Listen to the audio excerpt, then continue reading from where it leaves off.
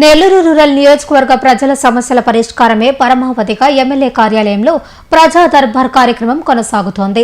రాష్ట్ర ముఖ్యమంత్రి నారా చంద్రబాబు నాయుడు, మంత్రి నారా లోకేష్ ఆదేశాల మేరకు ప్రతి శుక్రవారం నిర్వహించే ఈ ప్రజా దర్బార్కు నేడు భారీ స్పందన లభించింది. టీడీపీ నాయకులు కోటంరెడ్డి గిరిధర్రెడ్డి ప్రజల నుండి స్వయంగా వినతులను స్వీకరించారు. కేవలం ప్రజా దర్బార్ రోజే కాకుండా నిత్యం ఉదయం నుండి రాత్రి వరకు రూరల్ ప్రజలకు ఎమ్మెల్యే కార్యాలయం అందుబాటులో ఉంటుందని ఆయన స్పష్టం చేశారు. నెల్లూరు రూరల్ ఎమ్మెల్యే కార్యాలయంలో ప్రజా సమస్యల పరిష్కార వేదికగా ప్రజా దర్బార్ కార్యక్రమం నిర్విరామంగా కొనసాగుతోంది. శుక్రవారం ఉదయం 10 గంటల నుండి మధ్యాహ్నం 12 గంటల వరకు జరిగిన ఈ కార్యక్రమంలో టీడీపీ నేత కోటంరెడ్డి గిరిధర్రెడ్డి పాల్గొని బాధితుల నుంచి వినతులను స్వీకరించారు. ఈ సందర్భంగా ఆయన మాట్లాడుతూ ప్రజలు ఎదుర్కొంటున్న సమస్యలను అధికారుల దృష్టికి తీసుకువెళ్లి వాటి పరిష్కారం దిశగా ఎప్పటికప్పుడు చర్యలు తీసుకుంటున్నామని తెలిపారు. పరిష్కారం అయ్యే ప్రతి సమస్యను వదిలిపెట్టకుండా పూర్తి చేస్తామని భరోసా ఇచ్చారు.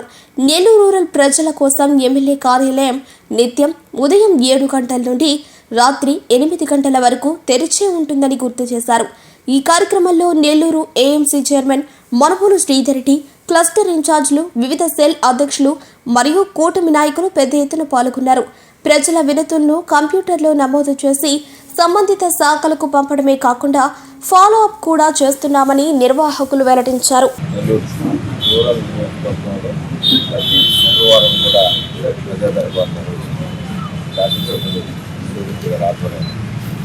అదేవిధంగా ఈ వారం కూడా ప్రజా దర్బార్ నిర్వహించడం జరిగింది.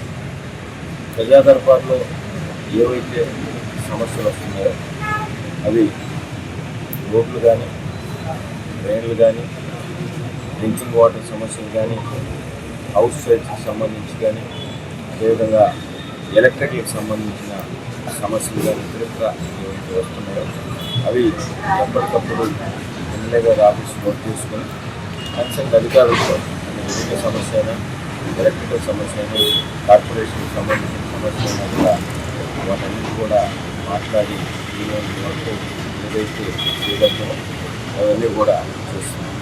ఎందుకంటే రోడ్లు, డ్రైన్లు, డ్రింకింగ్ వాటర్ ఇవన్నీ కూడా అభివృద్ధికి సంబంధించింది.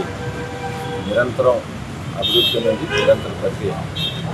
ఇప్పటికే నెల్లూరు రూరల్ నియోజకవర్గంలో పెద్ద ఎత్తున గత కూటమి ప్రభుత్వం అధికారంలోకి వచ్చిన తర్వాత గౌరవ ముఖ్యమంత్రి నారా చంద్రబాబు నాయుడు గారి ప్రభుత్వంలో దాదాపు 370 కోట్ల రూపాయలతో వివిధ రకాల అభివృద్ధి పనుల్ని ఈ నియోజకవర్గంలో చేపట్టడం జరిగింది.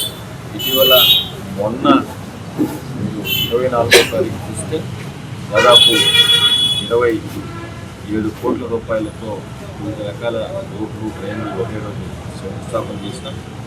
ఏదైతే ఒకే రోజు శంకుస్థాపన చేశామో 60 రోజుల లోపల ఆ వర్కులన్నీ కూడా ప్రజలకు చేస్తామన్న మాట ఇచ్చాం. దాని ప్రకారం వర్కులన్నీ కూడా వాటిలో చాలా వరకు కూడా వర్కులు మొదలైన రెగ్యులర్గా అది కూడా మానిటరింగ్ చేస్తున్నాం.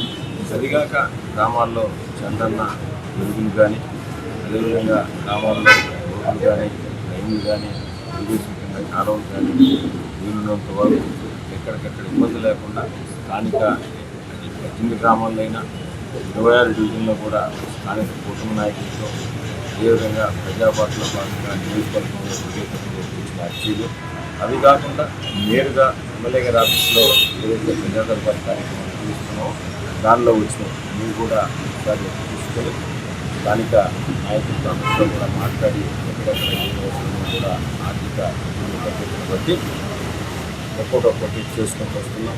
భవిష్యత్తులో కూడా నియోజకవర్గం చాలా పెద్ద నియోజకవర్గం, విభిన్న గ్రామాలు ఉన్న నియోజకవర్గం, చాలా పెద్ద విస్తీర్ణం ఉన్న నియోజకవర్గం కాబట్టి ఎక్కడెక్కడ అవసరమో జనవాస ప్రాంతాలు, పేదలు, మధ్యతరగతి ఇవన్నీ కూడా చూసుకొని చేస్తూ ఉన్నాం.